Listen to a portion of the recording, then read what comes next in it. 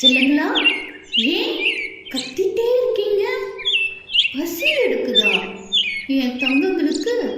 இதோ இப்பவே அம்மா உங்களுக்கு உணவு கொண்டு வரேன். இங்கேயே பாதுகாப்பா சமத்தா இருக்கணும். செல்லுங்களா, லா லா லா லா லா. அம்மா உடனே வந்துடுவேன், காத்திருங்க.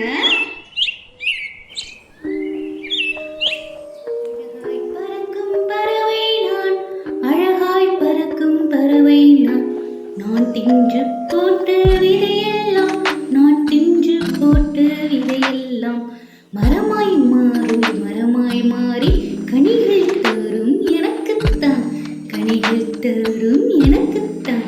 அழகாய் பறக்கும் பறவை நான், அழகாய் பறக்கும் பறவை நான். லாலல்லா லாலல்லா லாலல்லா லாலல்லா. என்ன இங்கே மரங்கள் நிறைந்த இடத்தில் தாரோடுகளும் கட்டிடங்களுமாய் தென்படுகிறதே. அங்கு ஏதோ காற்றில் அலை அலையாய் தோன்றுகிறதே. என்ன அது?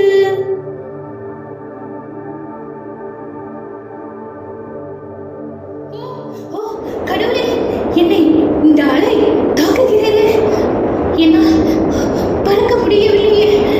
எனக்கு மிகவும் உடல் வலிக்கிறது. ஐயோ, என்னால் பறக்க முடியவில்லையே. ஆ ஆ ஆ ஆ.